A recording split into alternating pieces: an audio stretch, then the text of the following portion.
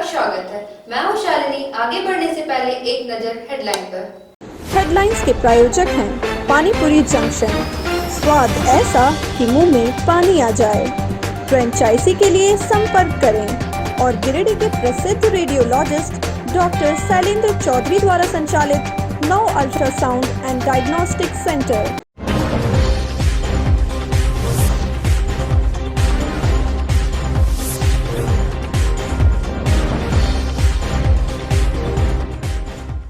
विश्व रक्तदान दिवस पर मुख्यमंत्री ने सदर अस्पताल में ब्लड कंपोनेंट सेपरेशन इकाई का किया वर्चुअल शिलान्यास। मौके पर उपायुक्त समेत कई गणमान्य रहे उपस्थित।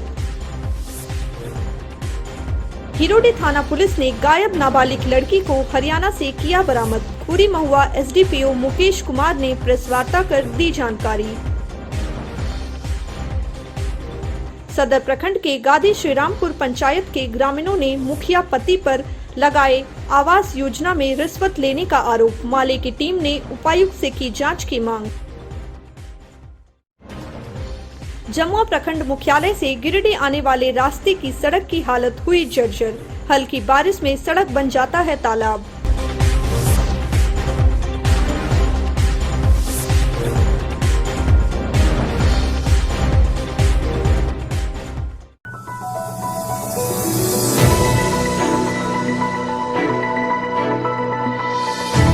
विश्व रक्तदान दिवस के अवसर पर सोमवार को स्वास्थ्य शिक्षा एवं परिवार कल्याण मंत्रालय झारखंड सरकार द्वारा प्रायोजित एवं झारखंड राज्य एड्स कंट्रोल सोसाइटी के सौजन्य से गिरिडीह सदर अस्पताल में ब्लड कंपोनेंट सेपरेशन इकाई का वर्चुअल शिलान्यास मुख्यमंत्री हेमंत सोरेन के द्वारा किया गया। इस अवसर पर उपायुक्त ने कहा कि गिरिडीह जिले के लिए ये सौभाग्य की बात है। जिले को मिली इस सौगात से निश्चित ही स्वास्थ्य सुरक्षा की ओर सफल कदम उठाए जाएंगे। ब्लड कंपोनेंट सेपरेशन इकाई के होने से जिले वासियों को काफी लाभ मिलेगा।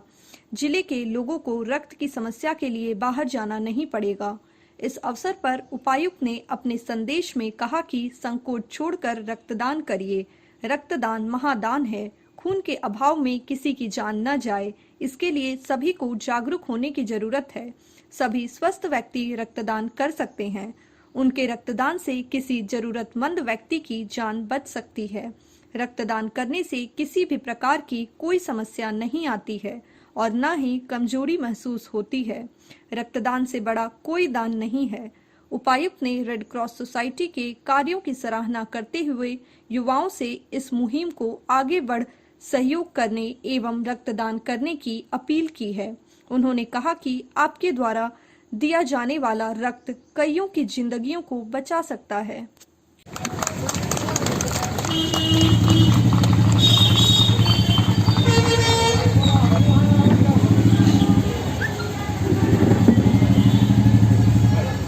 सर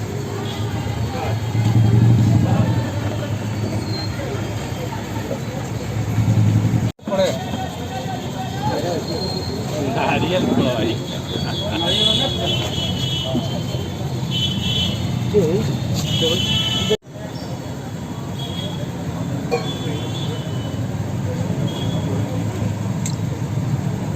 क्या तकलीफ हम लोग ने बंदों को नहीं निकाल दिया।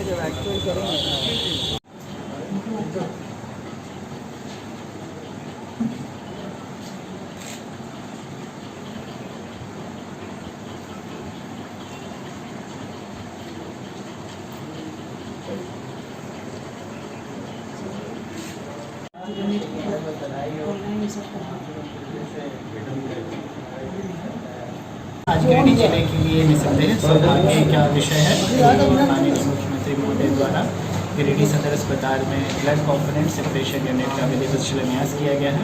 हालांकि दूर नहीं, जब जल्दी सदर अस्पताल में ब्लड सेपरेशन यूनिट की पूरी तरीके से स्थापना कर दी जाएगी। जैसे कि आप सभी अवगत ही हैं कि रक्त हमारे पूरे शरीर के बहुत महत्वपूर्ण तथ्यों में से एक होता है और बहुत विभिन्न किस्म के रोगों के इलाज के लिए खून की आवश्यकता मरीज़ों को पड़ती है। किन्हीं को संपूर्ण खून की ज़रूरत पड़ती है, किन्हीं को पैक्ड सेल्स की ज़रूरत पड़ती है, किन्हीं को RBC WBC की ज़रूरत पड़ती है, किन्हीं को प्लेटलेट्स की ज़रूरत पड़ती है, किन्हीं को प्लाज्मा की ज़रूरत पड़ती है। अर्थात रक्त के बहुत अलग अलग प्रकार के उपयोग विभिन्न रोगों में किए जा सकते हैं। अभी तक सिर्फ संपूर्ण रक्त को ही यहाँ पर उपलब्ध कराया जा रहा था और अगर कंपोनेंट्स की ज़रूरत पड़ती थी तो उनके लिए यहाँ कोई व्यवस्था नहीं थी। गिरिडीह शहर के बाहर के अस्पतालों में जाकर ही यह सुविधाएँ लेनी पड़ती थी। तो अब सारे पेशेंट्स को गिरिडीह सदर अस्पताल में ही चाहे प्लाज्मा हो चाहे प्लेटलेट्स उपलब्ध करा दिया जाएगा। और आज विश्व रक्तदान दिवस भी है। मैं समस्त गिरिडीह के जिले वासियों से अनुरोध करूंगा कि इससे बड़ा दान और कुछ नहीं होता है, रक्तदान महादान होता है। तो बड़ी संख्या में अपने रक्तदान को करने के लिए युवाओं से मैं अपील करता हूँ कि इसमें आगे आए। आपके रक्त की आवश्यकता विभिन्न रोगियों को पड़ सकती है। एक ऐसी चीज़ है जो खरीदी नहीं जाती है। आज भी बहुत सारे बच्चे थैलेसीमिया से पीड़ित होते हैं जिन्हें नियमित रूप से रक्त चढ़ाने की आवश्यकता पड़ती है और यह तभी संभव हो पाएगा जब आप हम सब मिलकर नियमित रूप से रक्तदान करेंगे और इसमें कोई परेशानी नहीं होती है। एक स्वस्थ व्यक्ति साल में 2 बार आराम से रक्तदान कर दे सकते हैं। मैं गिरिडीह जिला रेड क्रॉस सोसाइटी की सराहना करता हूँ कि उन्होंने इस महान कार्य का बीड़ा उठाया हुआ है और बहुत ही नियमित तरीके से समय समय पर कैंप कराते हुए अधिकाधिक संख्या में ब्लड डोनेशन कैंप ऑर्गेनाइज कराते रहते हैं, जिसकी वजह से यहाँ पे सफिशिएंट मात्रा में ब्लड अवेलेबल रहता है। एक बार पुनः मैं गिरिडीह रेड क्रॉस सोसाइटी से यह अपेक्षा रखूँगा कि आगे भी निरंतर इसी प्रकार से कैंप्स ऑर्गेनाइज करते रहें और इस महान कार्य में अपना महत्वपूर्ण योगदान हमेशा देते रहें। बहुत बहुत धन्यवाद।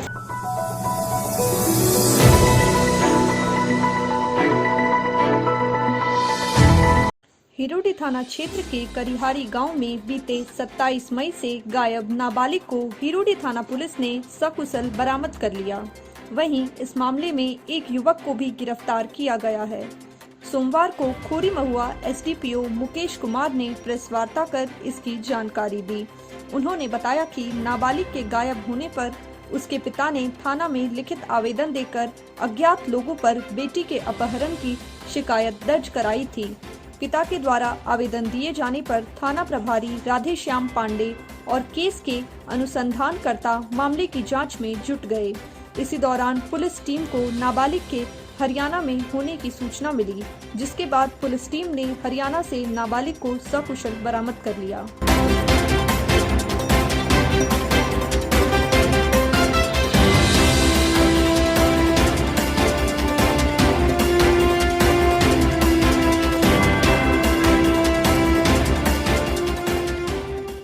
सुमन कुमारी करिहारी गांव की है। इनके फादर के कंप्लेन पर जो है हम लोग कार्रवाई करते हुए सूचना तंत्र को मजबूत करते हुए हमारे थाना प्रभारी और पूरी टीम जो है IO है, उन्होंने त्वरित कार्रवाई करते हुए इस लड़की को बरामद किया है और ये लड़की हरियाणा से बरामद हुई है। अभी हम लोग पूछताछ कर रहे हैं, इसका बयान भी होगा, फिर हम लोग आगे जो भी अनुसंधान है जो इसके पीछे है उसका जो है आप लोगों के बीच खुलासा करेंगे। क्या लगता है सर, सरगना काम कर रही है?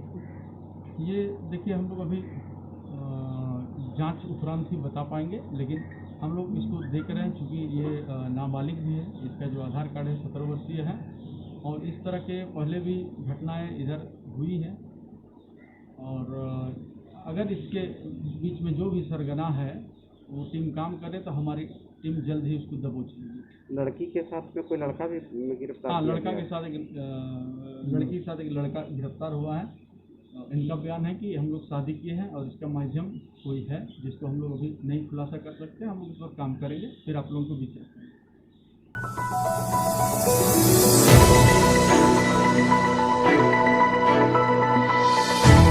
सदर प्रखंड के गादी श्री रामपुर के मुखिया पति के द्वारा गरीबों से प्रधानमंत्री आवास योजना में बतौर कमीशन लिया जा रहा है। यह गंभीर आरोप लगाते हुए माले नेता राजेश सिन्हा ने जिला प्रशासन से जांच की मांग की है। मामले को लेकर ग्रामीणों में भी आक्रोश है। माले की टीम ने जांच के दौरान कई पीड़ित परिवार से मिलकर उनसे वार्ता किया। सभी लाभुकों ने माले की टीम से मुखिया पति द्वारा पैसा लेने की बात कही है। इस संबंध में माले के विधानसभा प्रभारी राजेश सिन्हा ने कहा कि जनता जाग जाए, वरना गरीब को सरकार के द्वारा मिलने वाले योजनाओं की राशि को बिचौलिए इसी तरह लूटते रहेंगे। उन्होंने जिला प्रशासन से मामले की जांच कर दोषी मुखिया पति पर कार्रवाई की मांग की है। बहुत बड़ा मैंने दबंग टाइप का है। ये हर एक आदमी को खाली प्रलोभन देता है कि ये कॉलोनी तुमको दे देंगे, शौचालय तुमको दे देंगे, ये दे देंगे, वो दे देंगे, लेकिन ये देता कुछ नहीं है। ये देता उसी को है जिसका माथा में तेल है। ये सब जो आप देख रहे हैं गरीब आदमी, जितना भी गरीब आदमी है, सब कमाने खाने वाला गरीब आदमी है। लेकिन क्या है कि ये सिर्फ उसी को ही देगा। आज 1500 रुपया सबसे लेकर के किसी को आवास नहीं मिला। आज जनता बेहाल है और ये बेहाल अब भाकपा माले बर्दाश्त नहीं करेगी। इसके लिए बहुत बड़ा आंदोलन करेगी। आज हम लोग भाकपा माले से आए यहाँ निरीक्षण करने के लिए। तो बहुत सा ऐसा व्यक्ति है जो सूद ब्याज पर पैसा उठा करके मनीलाल साहब को 1500 रुपया करके दिया और उन लोगों को, गरीब को कॉलोनी नहीं मिला। इसके लिए हम मुखिया जी से आवेदन करते हैं कि जिसका पैसा लिया है कॉलोनी देने का कृपा करें। आज हम लोग भाकपा माले टीम ने हम लोग हर जगह जांच कर रहे हैं इंदिरा आवास का, क्योंकि बहुत गरीबों से पैसा लौटा जा रहा है। 1500 रुपये से ले रहा है, लेकिन अभी तक कॉलोनी नहीं मिला। आज हम लोग पूरे हर तरह से जांच कर रहे हैं, क्योंकि हमारा प्रतिनिधि और बहुत से वार्ड सदस्य मिली जुली जो कि पैसा गरीब को ठग के अभी तक इंदिरा आवास नहीं मिला है। इंदिरा आवास के लिए जो मुखिया जी पैसा लूट रहे हैं, हर गरीब से 1500 रुपया जो ले रहे हैं, वो सरासर नाइंसाफी कर रहे हैं। मुखिया जी को ऐसा काम नहीं करना चाहिए। गरीब को खुद खाने का ठिकाना नहीं है और 1500 रुपया लेके प्रलोभन देता है कि कॉलोनी आ जाएगा, कॉलोनी आ जाएगा। 1.5 साल समय हो गया, लेकिन अभी तक मुखिया जी कोई भी गरीब को कॉलोनी नहीं दी। हम लोग भाकपा माले से जांच करने गए तो हर कोई बोल रहा है कि 1500 रुपया लेके अभी तक उन लोग को कॉलोनी नहीं मिला है। इसके लिए जांच करने का कृपा करें। जी को और आपका जी क्या नाम हुआ आपका? क्या नाम है आपका? मोहम्मद कलीम। मोहम्मद कलीम। और आपका कॉलोनी मिल गया? नहीं मिला है। तो बाप बेटा के दोनों को लिख के गया है। 3000 रुपया हम दिए। 3000 रुपया आप दिए? मतलब ठगा गए अभी? नहीं दिया अभी तक कॉलोनी। हमको कॉलोनी चाहिए, पैसा नहीं। किसको दिए थे? हम इलाम के दे दे, इलाम लगा के मुखिया जी को पैसा दिया। अच्छा, इलाम को दिया और जाके मनीलाल साहब जी को दिया? हाँ ठीक है। तो हमको कॉलोनी नहीं मिल रहा है। कॉलोनी तो भरवाए थे? कॉलोनी भरवाया तो आया था, फिर तो हमको दूसरा दे दिया। दूसरे दे दिया? मतलब आपका नाम था उसमें? हाँ, और दूसरे को दे दिया? बोल दिया कि आ गया है, आ गया। तो बाद में बोल दिया, थोड़ा बहुत देखते देखते, आशा देखते देखते इतना दिन देखे तो 1500 बोल दीजिए रुपया, तो दे दिए। 1500 रुपये दिए? हाँ। किसको दिए पैसा? मनीलाल को। वो मनीलाल साहब जी को दिए हैं। कब दिए हैं? दिए 1.5 साल हो गया। 1.5 साल। और आपका नाम क्या हुआ? प्रेमलता देवी। प्रेमलता देवी। पति का नाम? जगदीश रावणी। जगदीश रवानी। कॉलोनी नहीं मिलल है। मुखिया जी बोले कि पास मतलब हो गया है कॉलोनी, आ जाएगा। 1500 रुपया हमको तुरंत जस्ट चाहिए। अच्छा। तो हम 1500 रुपया हम दे दिए। बोले कि 1 महीना के अंदर आ जाएगा कॉलोनी। तो हम दे दिए कर्जा करके 10% सूद में 1500 रुपया हम दिए हैं। अच्छा। उसके बाद नहीं, 1.5 साल दिन हो गया, नहीं मिला है अभी तक। 1.5 साल हो गया है? हाँ। किसको दिए थे? मनीलाल मुखिया जी। मनीलाल मुखिया जी। और आपका नाम क्या हुआ? मेरा नाम मुन्नी देवी है, गादी श्री रामपुर है। अच्छा। और आपका हस्बैंड का नाम क्या है? मेरा पति नाम सुजीत रवानी है। अच्छा, 8 सुजीत नंबर वार्ड से। आपको मिला है? तो फार्म भरे थे? हो गया सारा कुछ? नहीं हुआ? पैसा वैसा नहीं दिए किसी को? पैसा दिए हैं? आप भी दिए पैसा? कितना दे दिए आप? 1500। किसको? मुखिया जी। मुखिया जी को दे दिए हैं? और अभी तक नहीं मिला? कब दिए थे पैसा? 2020।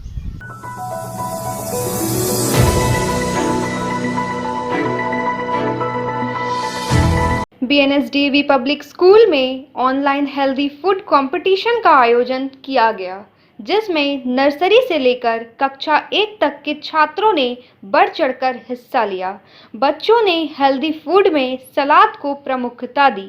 गाजर, मूली, प्याज, खीरा, चुकंदर, मिर्च का उपयोग किया और बेहतरीन ढंग से उसे सजाकर प्रस्तुत किया।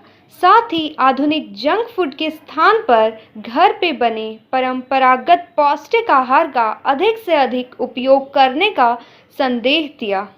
प्रतियोगिता कक्षावार संपन्न हुई। विजय प्रतिभागियों के साथ साथ हिस्सा लेने वाले सभी प्रतिभागियों को भी ई प्रमाण पत्र कर सम्मानित किया गया। इस बाबत डीएवी पब्लिक स्कूल क्षेत्र निर्देशक सह प्राचार्य डॉक्टर पी हाजरा ने कहा कि ऐसी प्रतियोगिताओं के आयोजन से छात्रों में स्वस्थ प्रतिस्पर्धा की भावना का विकास होता है, जो छात्रों को निरंतर आगे बढ़ने के लिए प्रेरित करती है।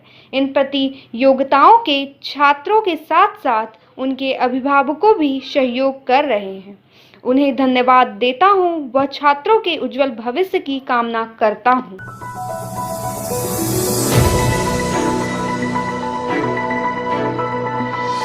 जमुआ प्रखंड मुख्यालय से गिरिडीह रास्ते में थाने के पास सड़क की हालत ऐसी हो गई है कि हल्की सी भी बारिश में सड़क तालाब का रूप ले लेता है।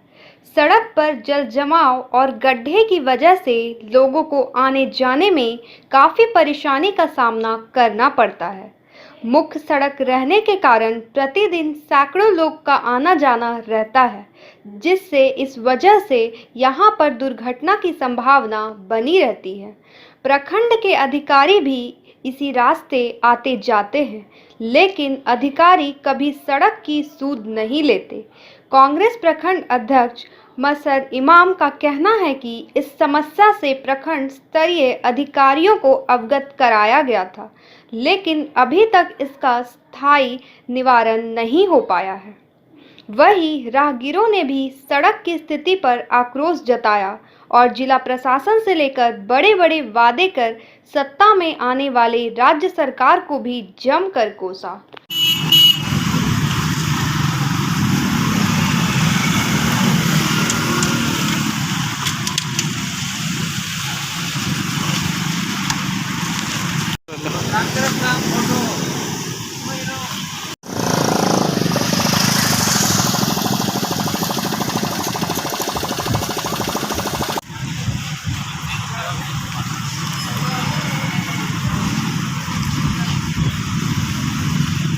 रोड आप देख रहे हैं, ये जमुआ गिरिडीह दुआपारी भाया वाली रोड है, मेन रोड है ये, और ये इसी के बगल में थाना है जमुआ का।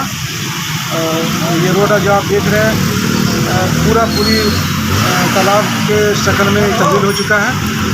और पहले भी एक माह पूर्व में भी यहाँ की इस रोड की जो हालत है ये इसी तरह थी। हम लोगों ने आवाज़ उठाई थी और प्रशासक थोड़ा हल्का पहल के चलते पानी तो का निकासी किया गया, लेकिन इसका कोई अस्थायी समाधान नहीं हो पाया, जिसकी वजह से पुनः फिर जो है अभी आप देख रहे हैं जो लोगों को आने जाने में काफ़ी परेशानी हो रही है।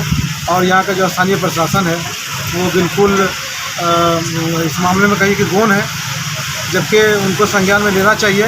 काफ़ी लोगों को परेशानी हो रही है आने जाने में, और अभी बरसात आया भी नहीं है, बरसात की शुरुआत है और तब ये हालत है रोड की। यहाँ के स्थानीय विधायक को भी इसको संज्ञान में लेना चाहिए, क्योंकि उनके क्षेत्र का ये भारी समस्या है जमुआ के लिए। तो मैं मांग करता हूँ यहाँ के स्थानीय प्रशासन से कि जितना जल्द हो इसका कोई अस्थायी समाधान निकले।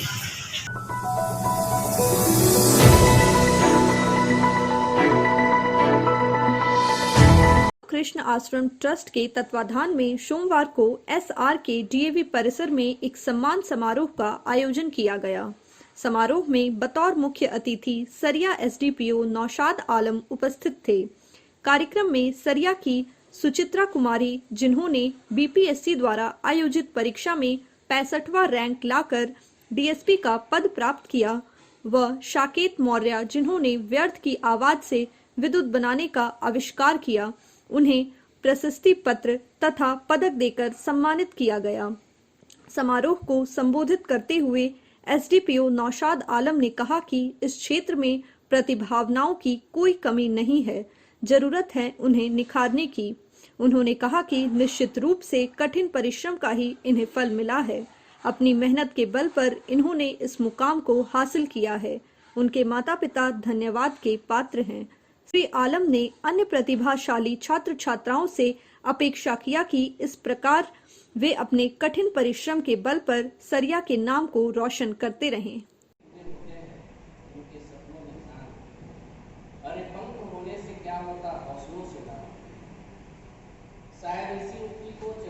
राजेश जैन के तत्वाधान में इनके निर्देशन से बच्चों की प्रतिभा को देखते हुए सम्मानित करने का गौरव हम सभी राकेश काला जी, रमेश काला जी का सरिया के तत्वाधान में आयोजित सरिया के 2 होनहार समूह का अभिनंदन किया जाए।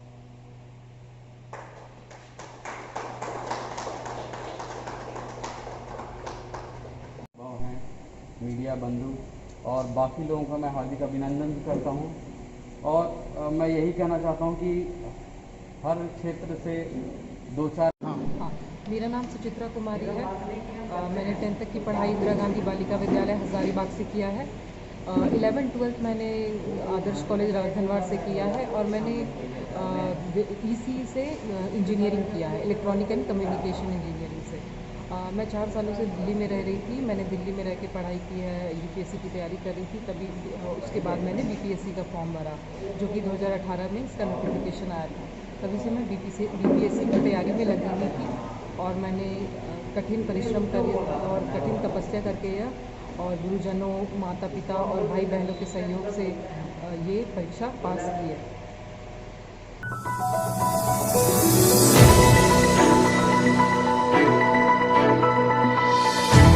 सदर प्रखंड के उदनाबाद पंचायत सचिवालय के प्रांगण में सोमवार मुखिया संध्या देवी एवं सामाजिक कार्यकर्ता सह पूर्व जिला सांसद प्रतिनिधि दिलीप उपाध्याय द्वारा असहाय एवं गरीबों के बीच खाद्य सामग्रियों का वितरण किया गया तथा उपस्थित ग्रामीण जनता के बीच मास्क एवं सैनिटाइजर का वितरण किया गया। कार्यक्रम के पूर्व पंचायत के विभिन्न क्षेत्रों में कोरोना काल में दिव्यांगत हुए लोगों की आत्मा के शांति हेतु 2 मिनट का मौन धारण किया गया तथा उनकी याद में फलदार वृक्षारोपण किया गया। इस कार्यक्रम में सामाजिक कार्यकर्ता दिलीप उपाध्याय ने लोगों को मास्क पहनने, सैनिटाइजर का प्रयोग करने, वैक्सीन लगवाने एवं सामाजिक दूरी बनाने हेतु जागरूक किया। कार्यक्रम में दिलीप उपाध्याय, विनय सिन्हा, दीपक पंडित, सीताराम वर्मा, गिरजा वर्मा, जागेश्वर तुरी सहित वार्ड सदस्य सहदेव वर्मा, दिलीप शर्मा एवं अनेकों ग्रामीण महिला पुरुष उपस्थित थे। इसी के निमित्त हमारे पंचायत भवन में भी वृक्षारोपण का कार्यक्रम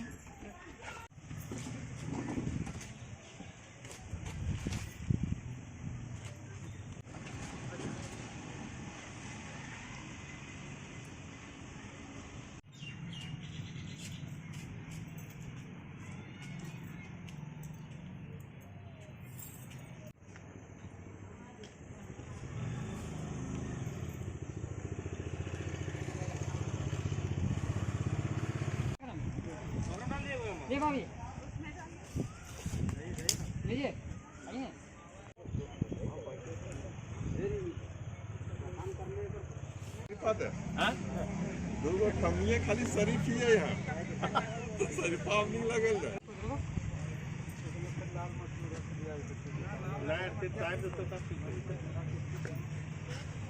आज पूरे राज्य में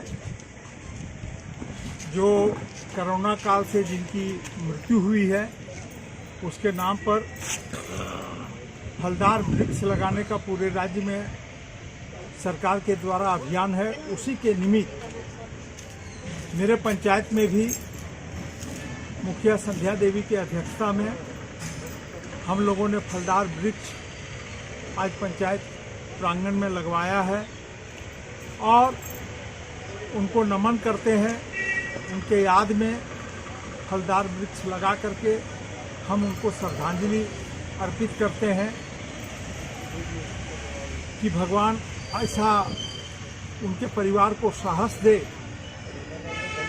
कि उनके बच्चे, उनके परिवार, उनके सारे लोग जो है रिश्तेदार उनको साहस दे कि इस विकट परिस्थिति में वो खड़ा रहें और बच्चों को आगे पढ़ा लिखा करके योग्य बनावें। उसी के निमित्त आज हम लोगों ने कार्यक्रम किया और गरीब गुरबा के बीच में अनाज वितरण का भी आज हम लोगों ने आज प्रोग्राम रखा है। उसी के निमित्त आज आपके बीच में यह कार्यक्रम हो रहा है। उग्राबाद पंचायत का। आज सरकार के द्वारा ये पेड़ लगाने का अभियान जो चलाया जा रहा है वो बहुत ही सराहनीय है। इसी को सोचकर हम लोग भी पंचायत भवन में बैठक किए हैं। पेड़ लगाने का अभियान के लिए हम लोग यहाँ पर वृक्ष आम का, अमरूद का लाए हुए हैं। और हमारे पंचायत में जो कोरोना काल में जिनका अकाल मृत्यु हो गया है, जो अच्छे जाने माने लोग हमारे बीच से छीन गए हैं, उनके याद में हम लोग पेड़ लगाने का अभियान चला रहे हैं और बगीचा में पेड़ लगाए हैं। सभी ग्रामीण मिलके हम लोग पेड़ लगाए हुए हैं। यह पेड़ लगे और हमें अधिक से अधिक ऑक्सीजन दें, ताकि आगे चल के कोरोना काल में जो ऑक्सीजन की कमी होती है वह पूरी हो सके।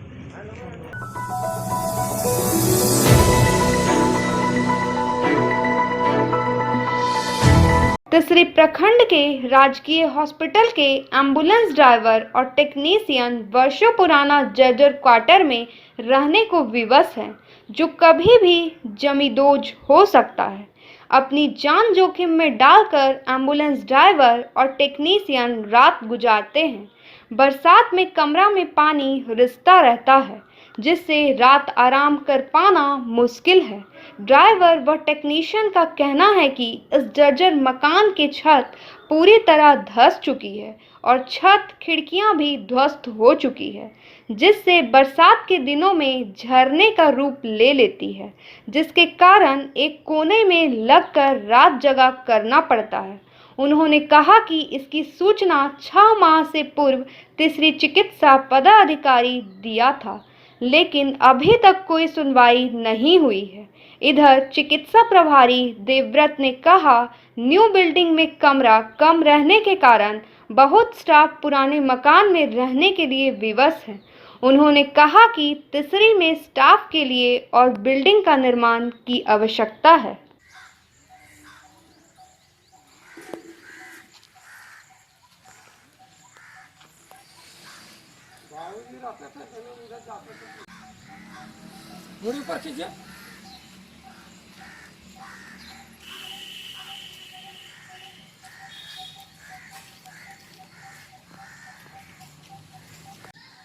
उस दिन जब डीसी आया था उस दिन जरा सा भी हिंट करते कि हम लोग यहाँ रहते हैं, हम तो सोचे कबाड़ा हो गया।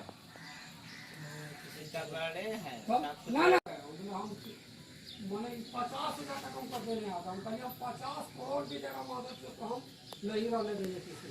खूब पैसे लगाया विधायक के ऊपर, राजकुमार ने छोड़ दो मिला ऐसे पहले हम छोड़ देंगे। जानना करते हैं मालिक के जानते हैं, हम लोग अपना बात कर दिए छोड़ेंगे। और जो डॉक्टर लिखा था मार चप्पल यही नाम कर दिए थे। लास्ट फिर जाके ग्रिड में जो हम लोग का हम 108 का ड्राइवर हैं। हम लोग को रहने सहने कोई साधन नहीं है। जो बिल्डिंग हम लोग को मिला रहने के लिए जगह मिला है, वो कभी भी गिर सकते हैं। बरसात में रात दिन पानी चूते रहता है। हम लोग बैठ के रात गुजारते हैं या दिन गुजारते हैं, रहने का कोई साधन नहीं है। हम लोग कई बार बात किए प्रभारी सबसे, तो वो टाइम पर टाइम ले रहे हैं। मतलब बरसात में पानी चुपता रहता है, रात दिन गिरते टप गिरते रहते। हम लोग प्लास्टिक ओढ़ के बैठ के रहना पड़ता है। मतलब कभी भी छत गिर सकती है। छत तो कभी भी गिर सकता है, इसमें तो कुछ देखने का चीज़ है। कोई भी देख सकते हैं कि छत लप गया है। क्या नाम है आपका? प्रकाश प्रसाद यादव। यहाँ पे बारिश होता है तो पूरा पानी चूने लगता है, रहने के लिए जगह नहीं होता है, खाना बनाने के लिए भी दिक्कत होता है। और डॉक्टर साहब से बात कर किए तो टाइम पे टाइम ले रहे हैं कि बोला अब देंगे, इसी तरह से टाल के रख रहे हैं हम लोग को। इधर मकान भी धंस रहा है, छत भी लप गया है। तो आप प्रभारी को बोले हैं? प्रभारी को बोले हैं, कई बार बोले हैं। क्या बोल रहे प्रभारी? वो रूम दे रहे हैं रूम।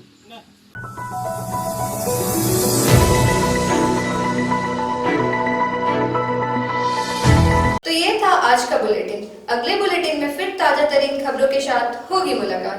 दीजिए पूरी टीम को इजाजत। नमस्कार।